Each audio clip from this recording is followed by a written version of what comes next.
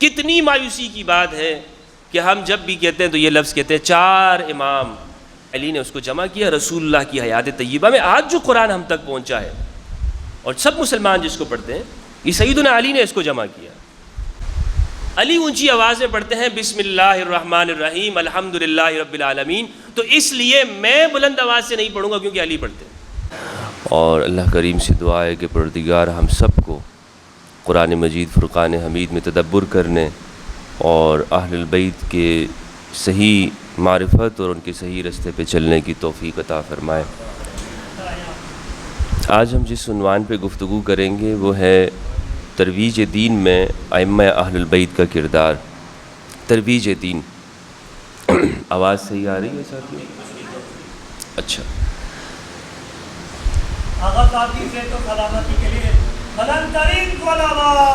اللہم صلی علی محمد وآل محمد وبارک وسلم وصلی علیہ. میں نے چونکہ وعدہ کیا ہوا تھا کہ میں نے اس میں شرکت کرنی ہے تو ایک طویل سفر کیا اور پھر اس کے بعد پھر چونکہ اہل ایمان کا شیوہ یہ ہے کہ جو وعدہ کرو اس کو پورا کرو, تو اس لیے اپنی تمام بدنی کیفیات کی اور کمزوریوں کے باوجود بھی میں نے اس میں شرکت کرنا اور اس وعدے کو پورا کرنا سمجھا. تو موضوع بھی بہت بہترین موضوع ہے اور اس کو سمجھنے کی ضرورت ہے. ترویج دین میں ائمہ اہل البیت کی اہمیت. 10 ہجری میں حجۃ الوداع ہے. 9 ہجری میں حج کا حکم نازل ہوا. حج کا جب حکم نازل ہوا تو صحیح بخاری کی روایت ہے کہ وہ حکم اس میں برات کا حکم نازل ہوا 9 ہجری میں. برات کا مطلب یہ ہے کہ سب سے پہلے جو اسلام میں برات کا جو حکم دیا گیا کہ مشرکین کو اب مکہ کے اندر داخلے کی اجازت نہیں ہے. یہ ایک برات ہے, یہ بیزاری ہے کہ اب تک جو تم اپنے رسم و رواج کے ساتھ یہاں پر کعبۃ اللہ کے اندر داخل ہو کر اپنی رسومات سر انجام دیتے تھے, اب تمہیں اس کی اجازت نہیں ہے. مثلاً برہنہ طواف کرنا, مثلاً جاہلیت کے نعرے لگانا, مثلاً اپنی عصبیتوں کو بڑھاوا دینے کے لیے مختلف اتحاد تشکیل دینا. تو یہ اس سے برات کا اعلان کیا گیا, بیزاری کا اعلان کیا گیا. اس حکم کو جب یہ صورت کی شکل میں نازل ہوا تو 9 ہجری میں آپ صلی اللہ علیہ وآلہ وسلم نے حج کے لیے قافلہ تشکیل دیا اور اس قافلے کو تشکیل دینے کے لیے ان میں حضرت ابوبکر کو ان کے اوپر امیر بنایا کہ آپ ان کے امیر ہیں, اور وہ حکم ان کو دے کر بھیج دیا. اب جیسے آگے گئے وہ لوگ تو صحیح بخاری کی بھی روایت ہے اور امام نسائی رحمہ اللہ نے اس پر ایک مکمل عنوان قائم کیا ہے, ایک باب قائم کیا ہے,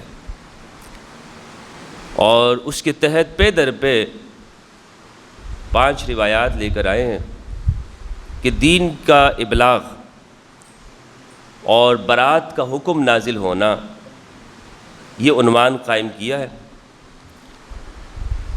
تو جب وہ حکم رسول اللہ صلی اللہ علیہ وآلہ وسلم نے ان کو دیا اور کہا کہ جا کر آپ ان سے برات کا اعلان کیجیے اور یہ پیغام سنا دیجیے, تو یہ قافلہ آدھے راستے پہنچا ہے کہ اتنے میں جبرائیل امین حاضر ہوئے اور انہوں نے سلام عرض کیا سرکار کی خدمت میں اور کہا کہ اللہ تعالیٰ یہ فرما رہے ہیں کہ یہ جو حکم ہے یا تو آپ پہنچائیں گے یا آپ ہی میں سے ایک آدمی, آپ ہی میں سے ایک شخص پہنچائے گا.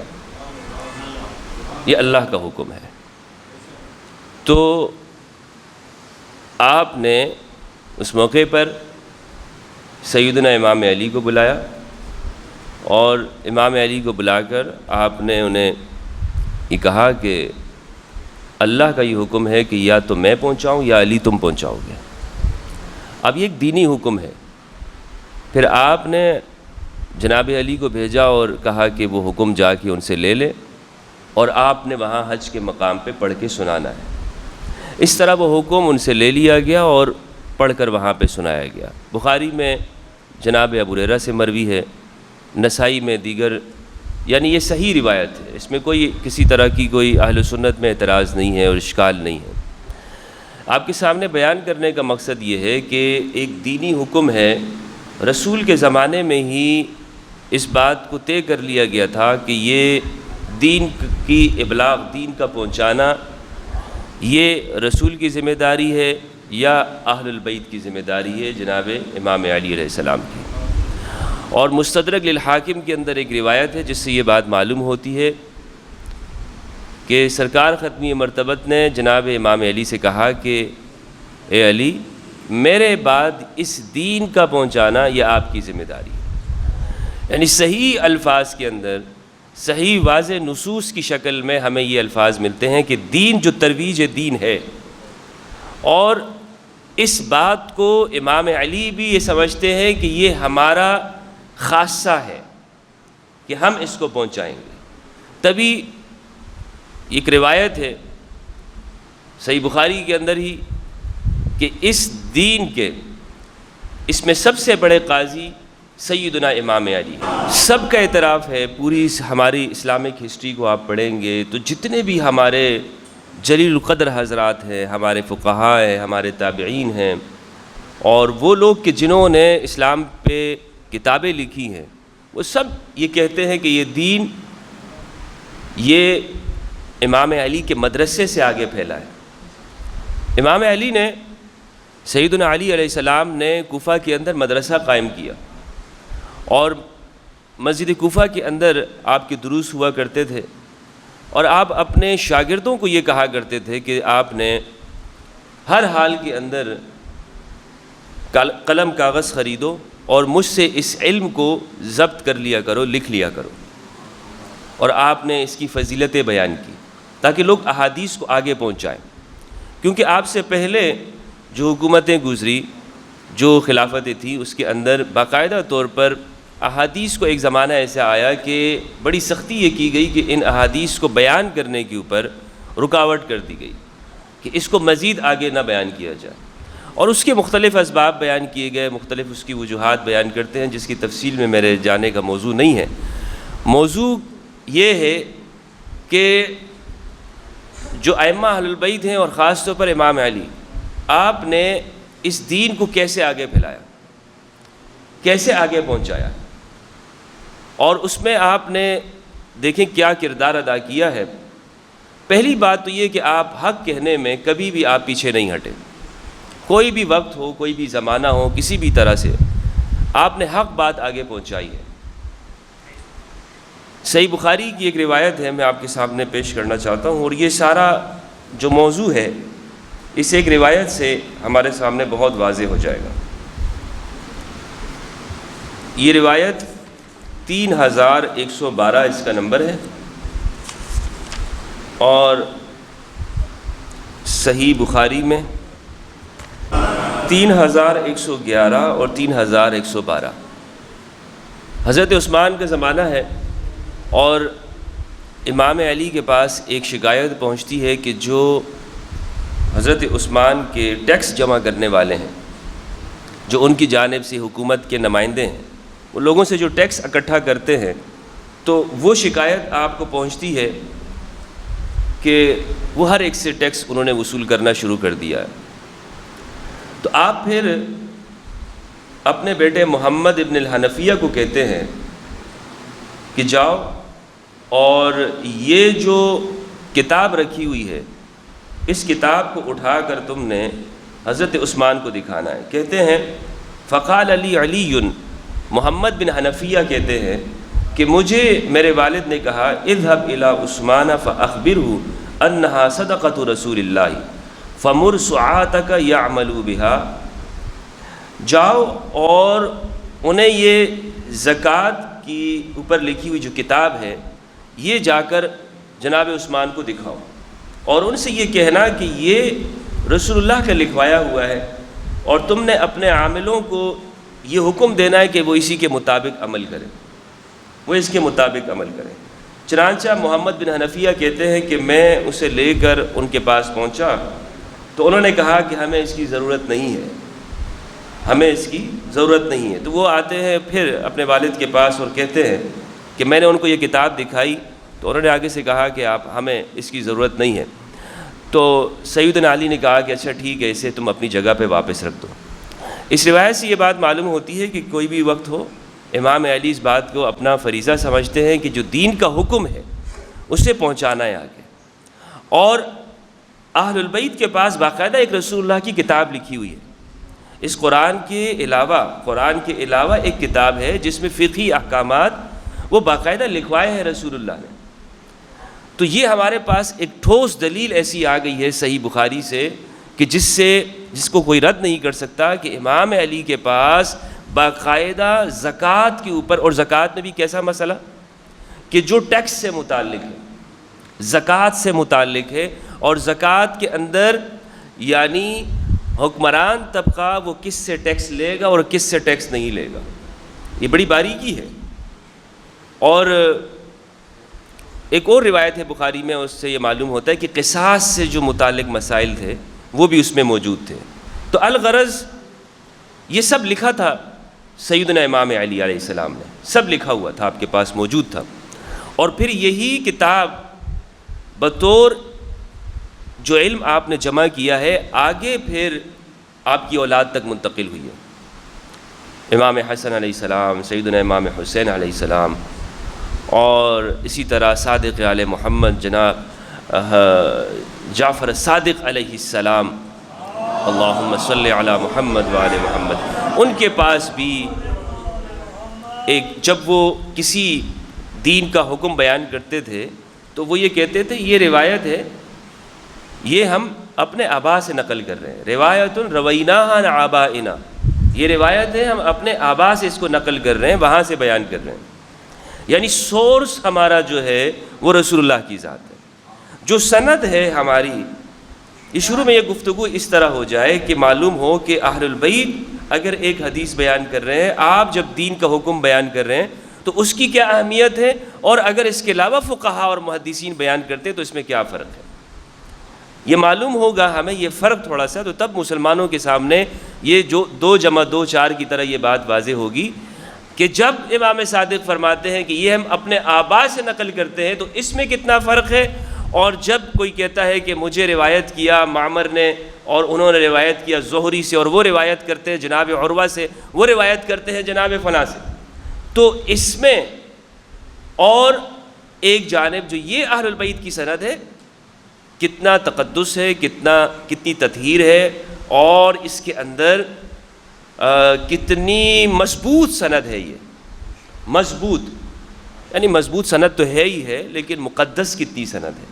اتنی مقدس سند ہے کہ احمد بن حنبل رحمۃ اللہ علیہ فرماتے ہیں کہ اگر یہ جو سند ہے ہمیں بیان کیا جناب امام علی رضا نے، اور انہیں بیان کیا امام موسیٰ الکاظم نے، انہیں بیان کیا ان کے والد گرامی جعفر صادق علیہ السلام نے، انہیں بیان کیا ان کے والد گرامی محمد الباقر، انہیں بیان کیا ان کے والد گرامی علی ابن الحسین نے، انہیں بیان کیا حسین ابن علی نے، انہیں بیان کیا علی ابن ابی طالب نے، اور وہ نقل کرتے ہیں اپنے بھائی محمد رسول اللہ سے صلی اللہ علیہ وآلہ وسلم، اللہم صلی علی محمد وآل محمد۔ تو احمد بن حنبل فرماتے ہیں کہ اگر لو قرئ ھذا الاسناد علی مجنون لافاقہ، اگر یہ سند کسی دیوانے کے اوپر پڑھ دی جائے تو اسے شفا یابی ہو جائے، یہ اس طرح کی مقدس ایک سند ہے۔ اب یہ تمام جو چیزیں ہیں یہ اہل سنت ہماری کتابوں کے اندر ہیں، پیش کرنے کا مقصد یہ ہے کہ یہ کس قدر مطہرین ہیں اور دین میں بیان کرنے میں ان کی کیا اہمیت ہے۔ میں نے حدیث آپ کے سامنے بیان کی کہ سیدنا امام علی نے برات کا حکم آگے پہنچایا، اور پھر رسول اللہ نے کہا کہ یہ دین آپ آگے بیان کریں گے۔ آیت تطہیر ہم سب پڑھتے ہیں اور ترجمہ بھی اس کا جانتے ہیں۔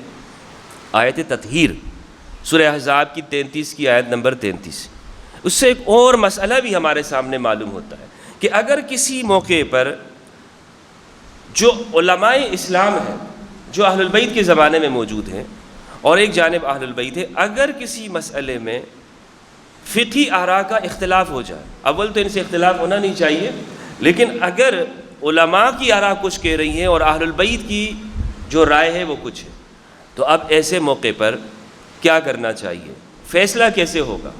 تو آیت تطہیر یہ بتاتی ہے کہ یہ جو سند ہے اہل البیت کی، یہ غلطی سے مبرہ ہے، ان سے غلطی نہیں ہو سکتی۔ اور جو دوسرے ہیں وہ خود یہ کہتے ہیں کہ ہم سے بڑے بڑے مسائل کے اندر ہمارے علماء نے لکھا ہے کہ حتیٰ کہ جو جنگیں ہوئی ہیں، جو مشاجرات ہیں، اس میں بھی ہمارے علماء نے ایک فیصلہ دیا ہے کہ علی حق پر ہیں، لیکن جو دوسرے ہیں جو جنگوں کے معاملے میں ان سے خطائے اجتہادی ہوئی ہے۔ کیا معاملہ کہا ہے؟ خطائے اجتہادی، یعنی خطا ہے، جہاں خطا کا احتمال ہو، جس جگہ خطا کا احتمال آ جائے تو وہاں پہ معاملہ پھر آدھا شک اور آدھا یقین والا ہو جاتا ہے۔ اچھا ٹھیک ہے، ہو سکتا ہے کہ وہ کیا بجھوا، لیکن علی وہ فرماتے ہیں کہ 100% حق ہے۔ تو یہ کیوں ہمارے علماء بھی انہوں نے جو یہ موقف اختیار کیا وہ اسی بنا پر اختیار کیا کہ یہ اہل البیت میں سے فرد ہے اور ان کے لیے آیت تطہیر ان کے لیے نازل ہوئی ہے، یعنی آیت تطہیر کے مصداق یہ لوگ ہیں، تو جو آیت تطہیر کے مصداق کو ان سے اختلاف نہیں ہو سکتا، ان کی رائے کے برابر کسی کی رائے نہیں ہو سکتی، ان کے ساتھ علمی اور فقہی طور پر اختلافات نہیں ہو سکتے۔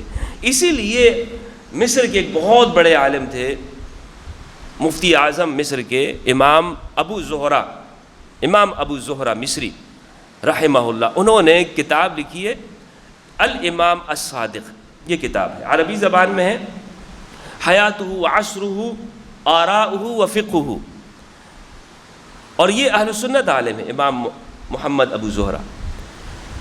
اب دیکھیں الامام الصادق علیہ السلام امام لکھ رہے ہیں۔ میں مطالعہ کر رہا تھا آیت مباہلہ کا، سورہ آل عمران کی آیت نمبر 3 کی جو 61 ہے۔ مولانا اشرف علی تھانوی صاحب نے اس موقع پر اس آیت کی تشریح کی ہے بیان القرآن کے عنوان سے، مطلب پورے جو ان کے جو ترجمہ ملتا ہے بیان القرآن کے عنوان سے ملتا ہے۔ وہ لکھتے ہیں کہ یہ جو مباہلہ کا واقعہ ہے، اچھا یہ مباہلہ کے واقعے سے کسی نے بھی انکار نہیں کیا، علماء اسلام میں تاریخ دانوں نے، مفسرین نے، محدثین نے، جنہوں نے بھی اسلامی تاریخ پہ قلم اٹھایا ہے، ان سب نے لکھا ہے کہ یہ مباہلہ، اس میں رسول خدا صلی اللہ علیہ وآلہ وسلم ان ہستیوں کو، اللہم صلی علی محمد وآل محمد، اس میں آپ ان ہستیوں کو لے کے گئے اور وہ نام لکھے۔ تو مولانا اشرف علی تھانوی صاحب نے نام لکھے ہیں، فرمایا کہ یہاں پر انفسنا کی منزلت میں حضرت علی رضی اللہ عنہ کو لے کر گئے، نساءنا کی منزلت میں حضرت فاطمہ رضی اللہ عنہا کو لے کے گئے، اور جو ابناءنا ہے یہاں پر امام حسن اور امام حسین رضی اللہ عنہما کو لے کے گئے۔ اب وہ جناب علی کے لیے بھی، امام علی کے لیے بھی امام کا لفظ نہیں لکھ رہے، یہ اندازہ کریں، امام حسن اور امام حسین لکھ رہے ہیں، حضرت حسن اور حضرت حسین نہیں لکھ رہے، یعنی اس موقع پر بچے ہیں یہ دونوں، یعنی سیدنا حسن اور سیدنا حسین علیہم السلام والرضوان، یہ بچے ہیں، لیکن وہ امام لکھ رہے ہیں۔ کیا وجہ ہے؟ امام تو وہ ہوتا ہے نا جس کے پیچھے لوگ چلتے ہیں، جس کی اقتداء کی جاتی ہے، جن کے پیچھے چلا جاتا ہے، وہ اس لیے کہ رسول اللہ نے فرمایا صلی اللہ علیہ وآلہ وسلم، ہما ریحانتایا من الدنیا، یہ دونوں دنیا میں میرے دو جنت کے پھول ہیں، میری دو خوشبو ہے، یعنی جب تک میری سنت اور سیرت اگر اس کی خوشبو دیکھو گے، اس کی خوشبو، تو وہ ان دو کی شکلوں میں دیکھو گے، حسن اور حسین کی شکلوں میں۔ اسی تو فرمایا نا حسین منی و انا من الحسین، یہ مجھ سے ہے اور میں ان سے ہوں حسین۔ تو پھر یہ سوال نہیں ہوتا ہے کہ آپ نے کسی کی بات کیوں نہیں مانی، بلکہ لوگوں کو یہ دیکھنا ہوگا کہ ان کے ساتھ کون کون ہے، یعنی یہ معیار ہو گئے ہیں، یہ معیار ہیں، یہ قرآن مجید کی آیات کی روشنی میں اور یہ سنت کی روشنی میں یہ معیار قرار دے دیے گئے کہ دین ان سے لینا ہے، ان کے پیچھے چلنا ہے، اتباع ان کی کرنی ہے، اور ہر لمحے میں ان کو دیکھنا ہے کہ یہ کیا کر رہے ہیں، ان کا موقف کیا ہے۔ ان کو ٹیچ نہیں کرنا ہے، ان سے سیکھنا ہے۔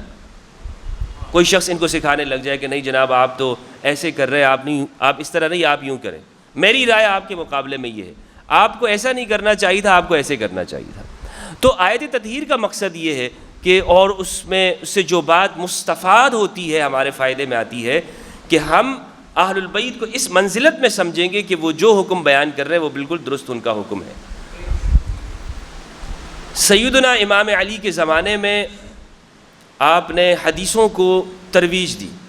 ایک کتاب ہے تدوین حدیث کے نام سے، دیوبندی عالم دین ہے، انہوں نے لکھی ہے، مولانا مناظر احسن گیلانی صاحب، اور یہ علی گڑھ یونیورسٹی کے پروفیسر تھے، اور اس کتاب میں انہوں نے یہ بات لکھی ہے، پورا ایک چیپٹر قائم کیا ہے کہ حدیث علی کے زمانے میں حدیث، تو کہتے ہیں کہ یہ جو حضرت ابو ہریرہ اور حضرت انس، ان کو جو حدیثیں بیان کرنے کے اوپر جو اتنی جرت مل گئی، اتنی ان کو ایک جرت ملی ہے کہ یہ حدیثیں بیان کریں، تو یہ علی کا وہ موقف تھا کہ آپ نے بند دروازے کو کھول دیا، علی نے کھولا یہ دروازہ، یہ جرت علی نے دی ہے، کیونکہ پہلے تو پابندی لگ گئی تھی، تو جناب علی نے کہا کہ سلونی قبل ان تفقدونی، ممبر کوفہ کے اوپر کھڑے ہو کر کہ مجھ سے پوچھو اس سے پہلے کہ تم مجھے کھودو، یہ جو اعلان کیا ہے، اور مختلف مقامات کے اوپر آپ نے اپنے شاگردوں سے کہا کہ آؤ لکھو، مجھ سے یہ لکھ لو یہ علم، اور پھر اسی طرح آپ کی جو کتابیں ہیں وہ آپ نے اپنے شاگردوں کو بھی دی تھی، حتیٰ کہ کوفہ کے اندر جو مسائل بیان کرنے والے تھے، جہاں پر خود امام علی کے زمانے میں حجر بن ادیب آپ کی علوم کو بیان کرتے تھے، حجر بن عدی، اور حجر بن عدی وہ شخصیت تھے کہ جو اکثر مسجد کے ساتھ بالکل وہ رہا کرتے تھے۔ ایک شخص وہ ہوتا ہے کہ جس کو مسجد سے لگاؤ ہوتا ہے اور پیار ہوتا ہے، وہ کہتا ہے بھائی میں مسجد سے نکلوں گا نہیں، نماز پڑھی، تھوڑے سے کام کے لیے گیا، واپس آ کر مسجد کے ساتھ اس کا دل لگا ہوا ہے، جڑا ہوا ہے۔ تو حجر بن عدی ایسی شخصیت تھے، انہیں یعنی صحابہ میں عبادت گزار کہا جاتا تھا کہ یہ بہت عبادت گزار ہے۔ ان کے پاس کتاب موجود تھی، یہی کتاب جو امام علی کی تھی، وہ اس کو آگے بیان کرتے تھے، اور پھر یہ اہل البیت کے پاس موجود رہی اور وہ چلتی رہی۔ جتنی بھی فقہ ہے اور کتاب ہے جو تدوین کی گئی ہے، جو مسائل بیان کیے گئے، اہل البیت یا تو اس کتاب سے بیان کرتے تھے، اور یا جو سینہ بسینہ والدین سے آبا سے ملی تھی ان علوم کو آگے بیان کرتے تھے۔ باقی طرف معاملہ یہ رہا کہ باقی زن میں اور اس بات کی جانب چلے کہ کسی شخص کے پاس اگر جا رہے ہیں تو وہ دیکھتے تھے کہ اس شخص کا کردار کیسا ہے، اس شخص کے بارے میں باقاعدہ تحقیق کرتے تھے، پھر اس شخص سے وہ حدیث کا علم لیتے تھے۔ ایک شخص نے کہا کہ میں فلاں محدث کا بڑا چرچا سنا تھا، اور میں 2-3 ملک، اس زمانے کا سفر بھی بڑا مشکل تھا، وہ کہتے ہیں کہ میں بصرہ، کوفہ اور عراق اور یہ طے کرتا کرتا وہاں ان کے پاس پہنچا، اور میں نے دیکھا کہ وہ ایک سنت پر عمل نہیں کر رہے، لہٰذا میں نے ان سے حدیث نہیں لی۔ جیسے ہی میں ان کے دروازے پہ گیا اور میں نے دیکھا کہ انہوں نے ایک سنت پر عمل نہیں کیا، تو میں نے کہا کہ جب یہ اس سنت پر عمل نہیں کر رہا ہے تو یہ مجھے حدیث کیا بیان کریں گے۔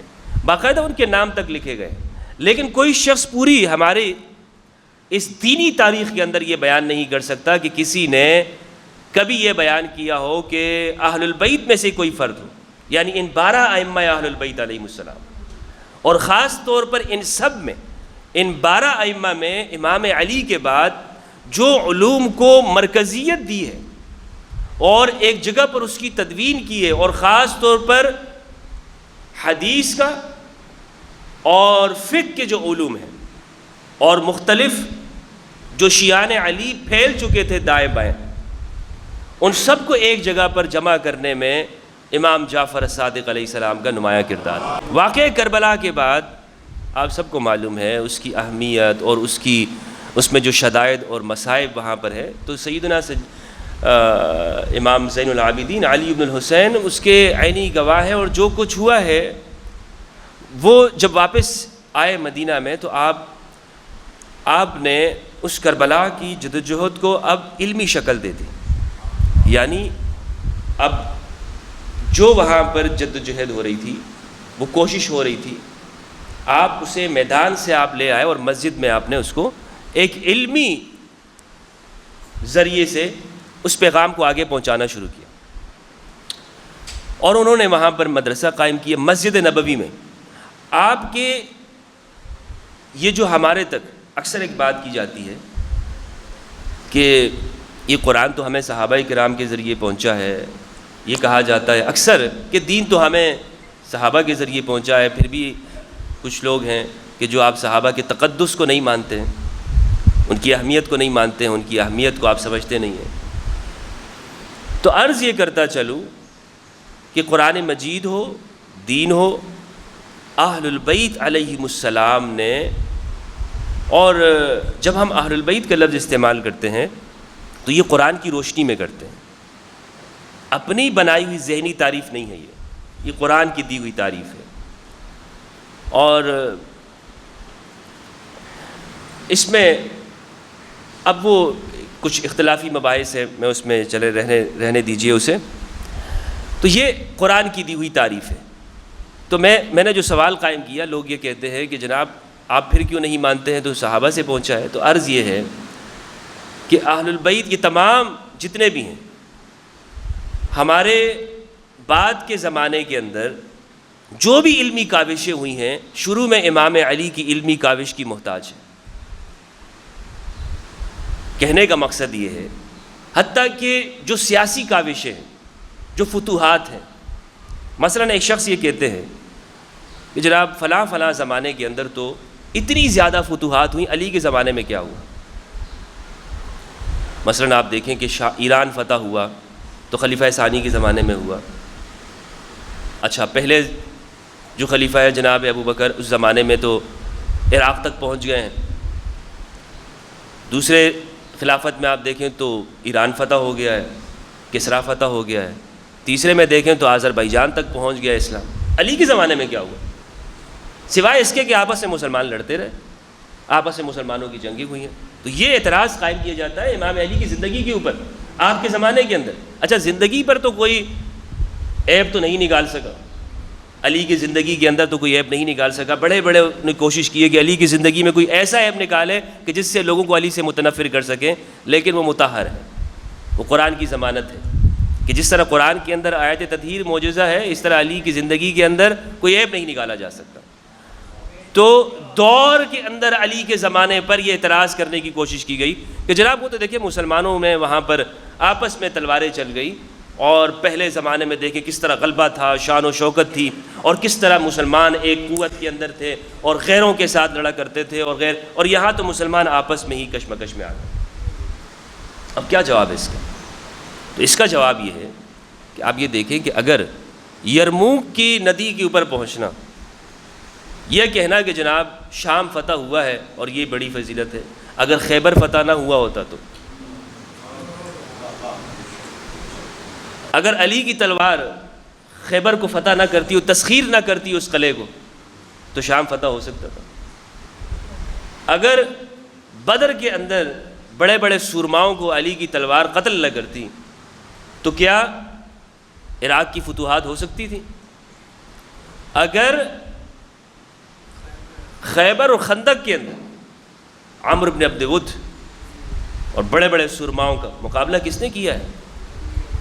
کوئی رسول کی زندگی کے اندر حیات طیبہ میں، مدینہ میں جو بھی غزوہ ہوا ہے، مغازی ہوئے، مشاہد ہوئے ہیں، اس میں آپ مجھے علی باہر کر کے دکھائیں، اور بغیر علی کے آپ کوئی غزوہ دکھائیں کہ مسلمانوں نے جیتا ہو۔ اور یہ زمانہ ہے، تھوڑے ہیں مسلمان، قلیل ہیں۔ بعد میں تو قرآن کہتا ہے یدخلون فی دین اللہ افواجا، دین میں بہت سارے لوگ داخل ہو گئے ہیں، مسلمانوں کی کثرت ہو گئی ہے، مسلمان زیادہ ہو گئے، پھر تو ایک جمعیت حاصل ہو چکی ہے۔ لیکن اب بتاؤ نا کہ جب 313 ہیں اور اب بتاؤ کہ جب خیبر میں رسول اللہ فرماتے ہیں کہ کل میں علم اس کو دوں گا کہ جو اللہ سے محبت کرتا ہے، اس کے رسول سے محبت کرتا ہے، اور اللہ اور اس کے رسول بھی اس سے محبت کرتے ہیں، آدمی کو دوں گا، رجلا یحب اللہ ورسولہ ویحبہ اللہ ورسولہ، وہ وقت ہے اسلام کے بڑا، اسلام کے اوپر کڑا زمانہ جب آیا تو مشکل میں جو کام آتا ہے اسی کا انسان احسان مند ہوتا ہے. تو یہ تو ناشکری ہے کہ جو مشکل میں تمہارے کام آئے اسی پہ اعتراض کھڑا کر دو، اسی پہ اعتراض قائم کر دو کہ جناب یہ کیا ہوا کہ آپ کے زمانے میں تو ایسا ہو گیا. تو بڑا اچھے الفاظ لکھے ہیں گیلانی صاحب نے، وہ کہتے ہیں کہ یہ انسان بڑا ناشکرا ہے. یہ بتاؤ تو صحیح کہ آپ کا اگلا قدم ہی نہ اٹھتا اگر پہلا نہ اٹھ چکا ہوتا، آپ کا اگلا قدم ہی نہ اٹھتا اگر وہ پہلا قدم علی نہ اٹھا چکے ہوتے. تو اسلام کی تاریخ میں جتنی بھی فتوحات ذکر کی جاتی ہے، بیان کی جاتی ہے، تمام کا مقدمہ اس کی بنیاد علی نے رکھی. یہ تو سیاسی بنیادوں کے اوپر ہو گیا. علمی بنیادوں میں آپ دیکھیں کہ علمی بنیادوں میں علم حدیث ہے، علم فقہ ہے، علم نحو ہے، علم صرف ہے، علم المعانی، علم البلاغت، علم الادب، تمام علوم اس کے موجد علی ہیں.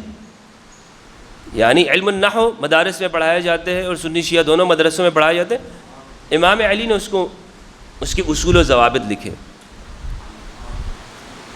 اور آپ کے شاگرد نے ابو مسلم دولی نے قرآن مجید پر اعراب لگائے ہیں، جو اعراب لگائے ہیں یہ آپ کی شاگرد نے لگائے ہیں. اور افسوس اس زمانے کی تاریخ میں پھر بعد کے زمانے میں کیا بیان کر دیا جاتا ہے کہ حجاج بن یوسف نے قرآن کے اوپر اعراب لگایا، قرآن پر اعراب لگایا. بہرحال کہنے کا مقصد یہ ہے کہ جو دینی خدمات ہیں، جو امام علی نے مدرسہ قائم کیا، اس کو آگے امام زین العابدین علیہ السلام نے اس کو باقاعدہ ایک یونیورسٹی کی شکل دی، اور اس میں پھر تجدید کی، یعنی مزید اس کو اس زمانے کے حالات کے مطابق وسعت دی امام محمد الباقر علیہ السلام نے. اسی لیے ان کو کہا جاتا ہے باقر، کہ یہ علوم کے سینے کو شق کرنے والے ہیں. بقر البطن، کہ آپ نے علوم کے سینے کو شق کیا. اور جتنے بھی محدثین ہیں دین پہنچانے والے آگے، سارے کے سارے آپ کے شاگرد. ان محدثین میں ایک بھی ایسا نہیں ہے، اور ٹاپ کے حضرات، یعنی کوئی جسے کہنا چاہیے کہ ایسے نہیں کہ جس نے ایک دو حدیثیں بیان کی، بڑے اہل السنت کے جو جید علماء ہیں. زہری، شہاب الدین زہری، صحیح بخاری سے اگر ان کو نکال دیا، علم حدیث سے ان کو نکال دیا جائے تو حدیث میں سے پھر جو آج مسلمانوں کے سامنے ذخیرہ ہے کچھ نہیں رہتا. زہری کو اگر نکال دیا جائے، یہ امام سجاد کے شاگرد، آپ کی شاگرد، آپ سے علم حاصل کیا ہے. اور پھر نہ صرف ان کے بلکہ امام باقر کے شاگرد ہیں، اور پھر امام صادق علیہ السلام کی شاگرد. یہ انہوں نے لکھا ہے صفحہ نمبر 54 پر، علماء اسلام کے اندر کسی مسئلے میں اگر اتفاق ہوا ہے، ویسے تو علماء اسلام میں بہت اختلاف رہا ہے، وہ کہتے ہیں کہ اگر، اور تمام فرقوں کے اندر، تمام فرقوں میں اگر کسی بات پر جو اتفاق ہے جن چیزوں میں، ان میں ایک اس بات پر بھی اتفاق ہے کہ امام جعفر الصادق علیہ السلام کے علم اور ان کی فضیلت میں ان کے برابر کوئی نہیں ہے. یہ ایک اتفاقی مسئلہ ہے، اتفاقی. تمام علوم وہ یہیں سے آ رہے ہیں، اس لیے کہ دین کی ترویج یہاں سے ہو رہی ہے. رسول اللہ نے اپنی حیات طیبہ میں ہی ذمہ داری اہل البیت کو دی ہے کہ میرے بعد دین تم نے پہنچانا ہے. اور میں آگے اس کا ایک بڑا سورس آپ کے سامنے پیش کروں گا، لیکن فی الحال میں اپنی اس گفتگو میں کہ جو ہم گفتگو کی جو عمارت تعمیر کر رہے ہیں وہ اس بنا کے اوپر کہ اہل البیت نے اس زمانے میں کیا علمی کردار ادا کیا ہے. ایک تو آپ کے فضائل ہیں نا، آپ کے فضائل سے تو کوئی انکار نہیں کر سکتا، لیکن آپ نے سماج میں، سوسائٹی میں علمی، سیاسی، فکری، رفاہی، سماجی جو خدمات سر انجام دی ہیں وہ کیا ہے، وہ بھی تو ہمارے سامنے ہونی چاہیے۔ اور دینی خدمات کے اندر میں نے آپ کے سامنے عرض کیا کہ ہم اگر اس نقطہ نظر سے دیکھیں تو یہ ایک بہت وسیع موضوع ہے، بہت وسیع موضوع ہے، اس کو ایک نشست کے اندر مکمل نہیں کیا جا سکتا اور نہیں پورا کیا جا سکتا ہے کہ ہم اہل البیت کی ان دینی خدمات کو صرف آپ کے سامنے رکھ سکیں۔ لیکن بہرحال کہتے ہیں فَأَئِمَّةُ السُّنَّةِ الَّذِينَ عَاصَرُوهُ تَلَقَّوْا عَنْهُ وَأَخَذُوا مالک وَأَخَذَ عَنْهُ طَبَقَةُ مالک۔ امام مالک کتنا بڑا نام ہے مسلمانوں میں، فقہ مالکی، اندلس کے اندر مسلمان زیادہ فقہ مالکی پہ عمل کرتے ہیں، تیونس کے مسلمان زیادہ فقہ مالکی پہ عمل کرتے ہیں۔ یعنی اہل سنت میں جو یہ کہا جاتا ہے کہ 4 مذاہب ہیں فقہی، ان میں سے ایک جو مالک ہیں وہ ان کے شاگرد ہیں۔ کن کے شاگرد ہیں؟ امام جعفر صادق علیہ السلام آپ کے شاگرد ہیں۔ اچھا، اور پھر صرف وہ نہیں بلکہ اس زمانے میں جو ان کے طبقے کے ہیں وہ بھی انہی کے شاگرد ہیں۔ مدینہ میں جو شخص بھی آتا تھا وہ یہی کہتا تھا کہ مدینہ میں کہاں پر ہے جہاں، یعنی امام صادق کی یونیورسٹی کہاں ہے، کہاں بیٹھتے تو لوگ مدینہ تو رسول کی طرف اشارہ کرتے تھے، مسجد نبی کی طرف۔ تو بغیر آپ سے حدیث کا علم حاصل کیے کوئی بھی وہاں سے نہیں جاتا تھا، کوئی بھی وہاں سے، سب یہی کہتے تھے کہ ہم یہاں پر جب تک اس دینی درسگاہ سے علم حاصل نہیں کر لیں گے ہماری تو سند ہی پوری نہیں ہوگی۔ تو علماء اہل سنت یا جتنے بھی ہمارے علماء اسلام ہیں، میں علماء اہل سنت نہیں کہوں گا، علماء اسلام ہیں، خواہ آگے ان سے بعد میں شیعی ورثہ علم نقل ہوا ہو یا سنی ورثہ علم آگے پہنچا ہو، یہ سب در اہل البیت کے اوپر آئے، سب اس جگہ کے اوپر بیٹھے اور انہوں نے یہاں پر زانو تلمس طے کیا ہے۔ سفیان بن عیینہ علم حدیث کے امام ہیں، سفیان ثوری اور اسی طرح ابو حنیفہ، دیگر یحییٰ بن سعید انصاری، ایوب سختیانی، ابان بن تغلب، ابو عمرو بن علا۔ یعنی کہنے کا مقصد یہ ہے یہاں اتنے بڑے بڑے نام ہیں کہ ایک ایک شخص نے اپنی زندگی میں بڑا بڑا مکتب چھوڑا ہے پیچھے، بڑا مکتب۔ ابو حنیفہ رحمہ اللہ ان کا کتنا بڑا مکتب ہے۔ اب آپ اندازہ کریں یہ سب کن کے شاگرد ہیں؟ امام صادق علیہ السلام۔ اللہ اکبر۔ اور کہتے ہیں کہ ایک وقت میں 4000 شاگرد ان جیسے علماء کے آپ کی مجلس میں بیٹھا کرتے تھے علم حدیث کے لیے، اور سب نے قلم دوات ہاتھ میں لیا ہوا ہے اور یہاں پہ امام حدیث بیان کرتے تھے اور وہ اسے نقل کیا کرتے تھے، لکھا کرتے تھے۔ پھر اس کے بعد آگے بھی ائمہ اہل بیت کی زندگی میں، لیکن ان ائمہ میں امام صادق علیہ السلام وہ صرف دینی اسباق نہیں پڑھاتے تھے بلکہ آپ علم الکونیات بھی پڑھایا کرتے تھے۔ اور آپ کی 2 قسم کی کلاسز تھیں، ایک کلاس وہ تھی کہ جو عام لوگوں کے لیے، اور ایک اسپیشل کلاسز ہوا کرتی تھی کہ جس میں اختصاصی علوم بیان ہوتے تھے۔ اختصاصی علوم یعنی وہ علوم اس درجے کے اوپر ہوتے تھے کہ اس میں ہر ایک شرکت بھی نہیں کر سکتا تھا۔ ہر ایک کیوں شرکت نہیں کر سکتا تھا؟ اس لیے کہ وہ اس بلند درجے کی معانی کے اوپر مشتمل ہوتے تھے، مفاہیم۔ یعنی جابر بن حیان یہ امام کے شاگرد ہیں، اور اس کلاس کی جو ٹائم تھا یا وقت مقرر تھا وہ دن میں 1 گھنٹہ تھا۔ 1 گھنٹہ امام ان لوگوں کو دیا کرتے تھے، 1 ساعت، کہ جو اختصاصی علوم حاصل کرتے ہوں، یعنی علم الکونیات، کاسمولوجی، اور اسی طرح بائیولوجی، اسی طرح علم الارضیات، علم الطب، یہ جو علوم ہیں باقاعدہ اس کی دروس دیا کرتے تھے۔ لیکن یہ اس میں ہر ایک کی شرکت وہ نہیں کرتا تھا۔ اور پھر آگے جرمنی میں 500 رسالے امام صادق علیہ السلام کے وہ شائع ہوئے ہیں، یہ انہوں نے لکھا ہے ابو زہرہ مصری رحمہ اللہ نے، اور ان سب کا تعلق وہ سائنس کے موضوعات کے ساتھ۔ مسلمانوں نے تو یہ علمی ورثہ کاش مسلمان اس کو شائع کرتے، اور وہ جابر بن حیان نے باقاعدہ اس کو، وہ کہتے یہی ہیں کہ انہوں نے لکھا تھا اور پھر بعد میں انہیں شائع کیا گیا۔ تو اس کے اندر کیا ہے؟ اس کے اندر یہی علوم ہے، علم جفر ہے، علم الکونیات میں نے آپ کو بتایا.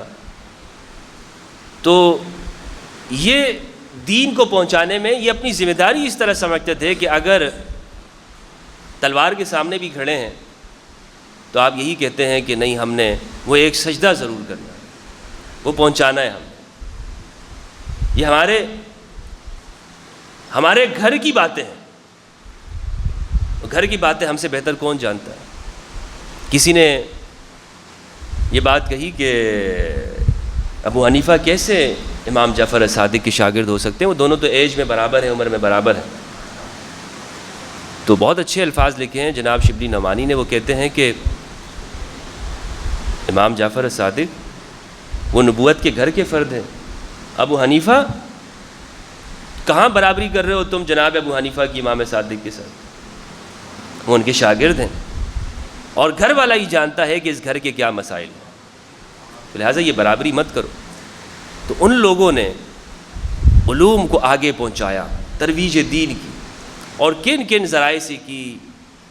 اگر کسی کے پاس شاگرد کے پاس امام صادق کے جو شاگرد تھے افریقہ تک، شمال افریقہ تک، آپ کا دین پہنچانے کا جو انداز تھا وہ بہت ہی مختلف تھا. ایک تو آپ کو جو چیلنجز تھے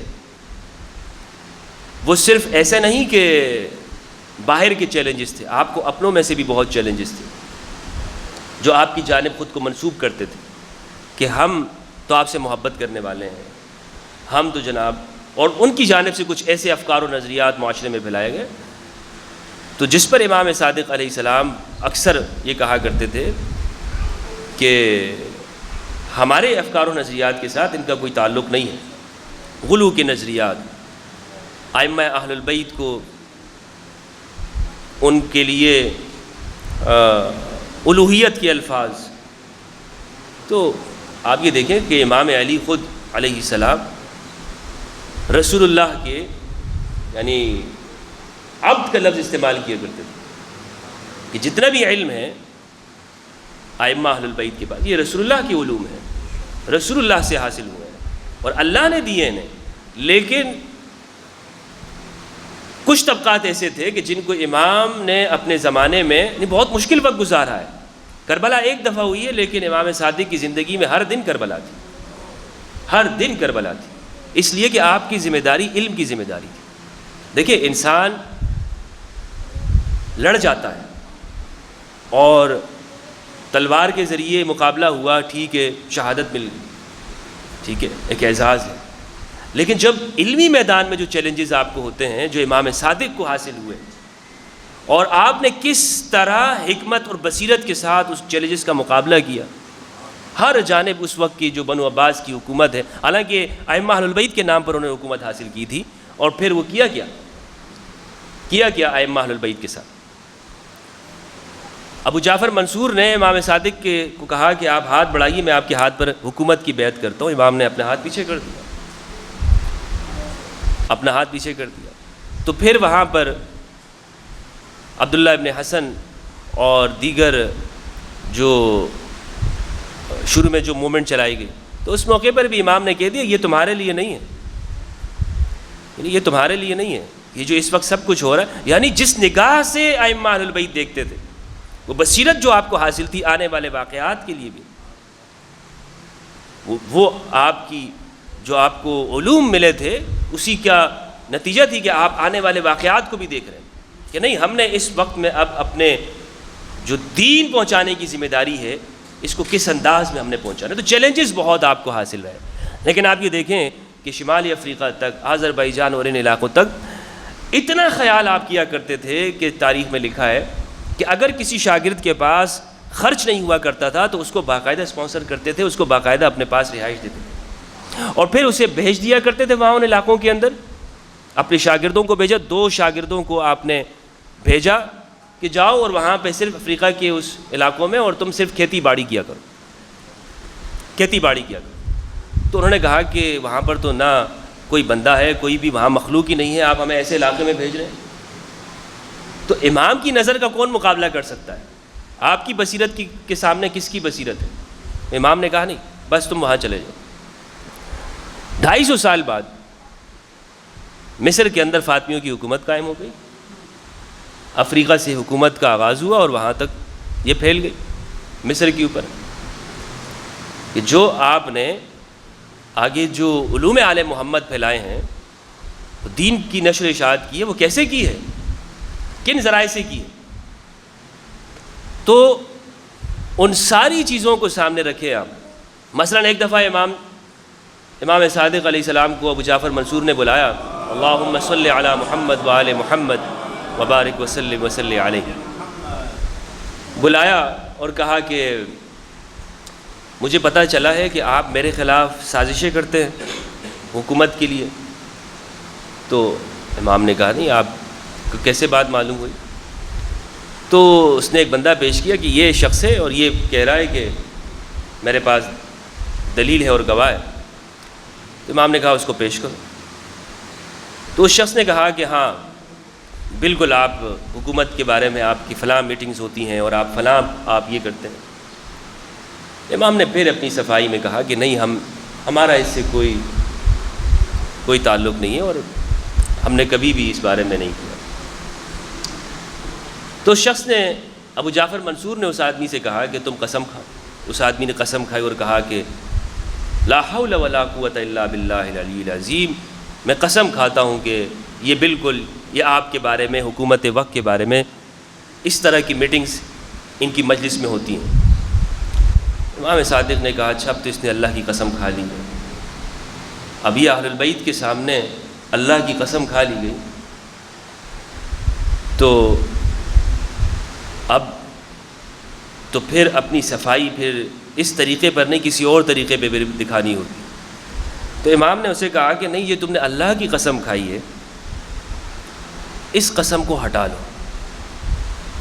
یعنی آپ نے جو کہا ہے کہ اللہ لا حول ولا قوت الا باللہ، یوں کہو لا حول ولا قوتی، اپنی قسم کھاؤ. یعنی جب انسان یہ کہتا ہے کہ میں اپنے معاملے کو اللہ کے حوالے کرتا ہوں، تو جھوٹی قسم ہی کیوں نہ کھا لے. تو اللہ مہربان ہے، رحیم ہے، اللہ انسان کے لیے اس پہ کرم کرتا ہے. تم اللہ کی حول اور قوت سے باہر نکلو، سامنے آؤ تم اور قسم کھاؤ. اس شخص نے کھائی، اسی لمحے میں وہیں گرا اور مر گیا ابو جعفر منصور کے سامنے، اس لیے کہ تم نے اللہ کی قسم کھائی تھی.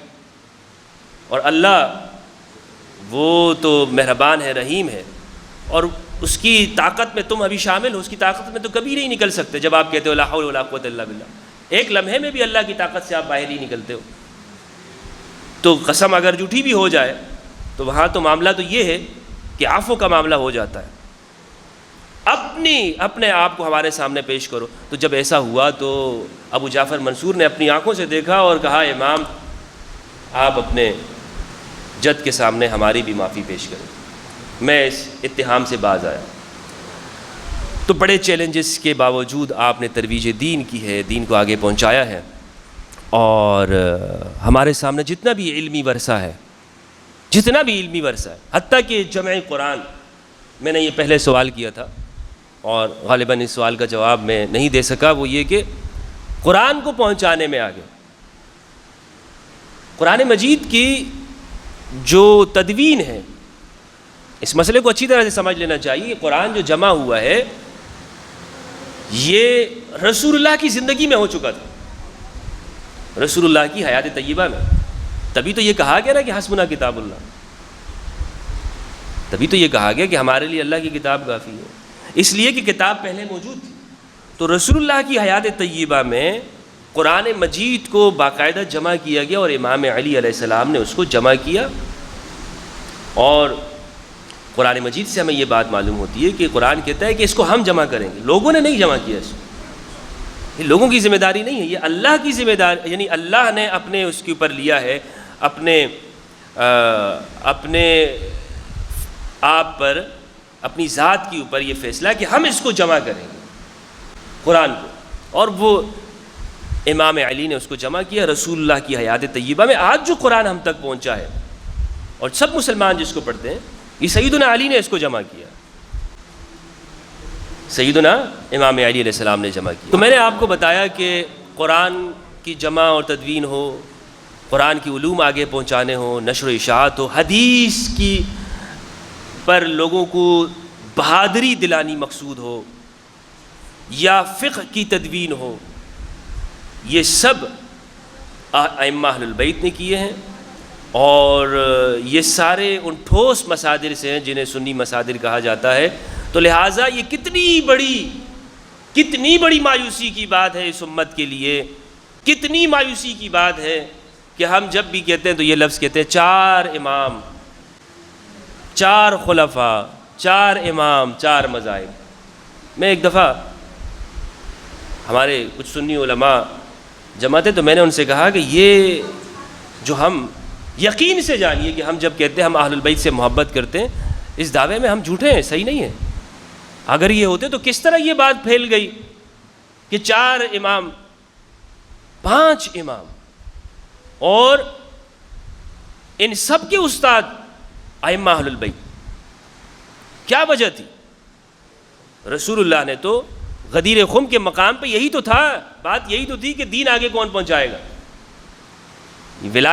ولایت علی یعنی دین کی ذمہ داری، اس دین کو پہنچانے کی مقتدا کون ہے، پیشوا کون ہے، امام کون ہے۔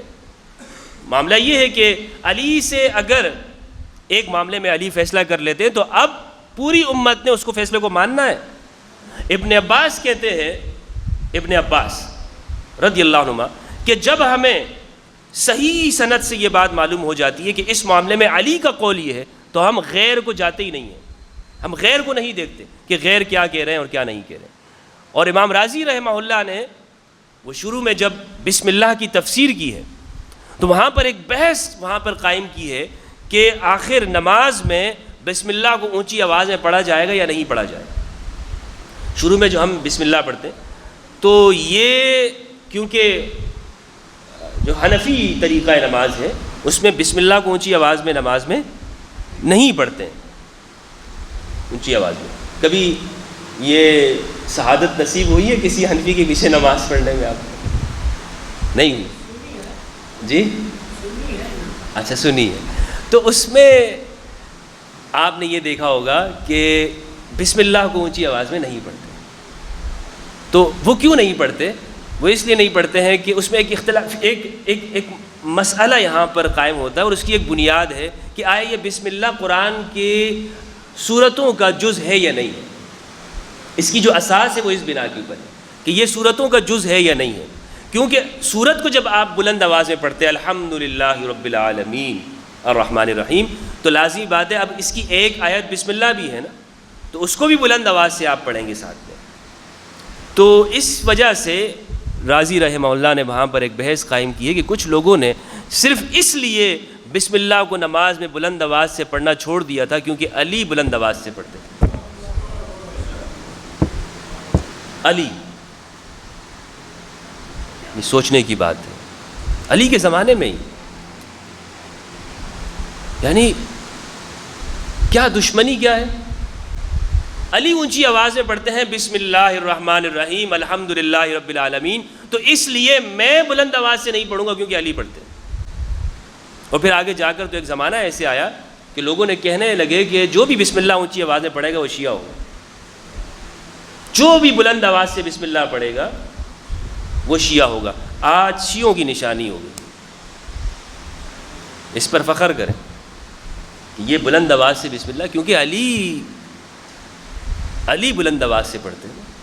اچھا، جو شوافے ہیں اہل سنت میں تو وہ اس کو جہر سے پڑھتے ہیں بلند آواز میں، اور وہ چونکہ اس کو سورتوں کا جز مانتے ہیں، اور اسی پر رازی چونکہ شافعی ہیں، رازی حنفی نہیں ہے، فخر الدین رازی وہ شافعی ہے، اور انہوں نے جتنے ٹھوس دلائل یہاں پر اس بنیاد پہ قائم کیے ہیں کہ اونچی آواز میں کیوں بسم اللہ پڑھنا چاہیے، یعنی جسے کہتے ہیں نا کہ اپنا بازوؤں کا مکمل زور لگانا دلائل کی میدان میں، تو رازی کہتے ہیں اس کی یہ وجہ، اس کی یہ وجہ۔ اچھا، حنفی کہتے ہیں کہ نہیں پڑھنا چاہیے، کیوں؟ اس لیے کہ حضرت انس کی روایت یہ ہے کہ ہم نے دیکھا کہ وہ بلند آواز سے نہیں پڑھا کرتے تھے رسول اللہ. تو نیچے پھر راضی جواب یہ دیتے ہیں کہ جب علی نے کہہ دیا بلند آواز سے پڑھنا ہے تو پھر کسی اور کا قول کیا اہمیت رکھتا ہے.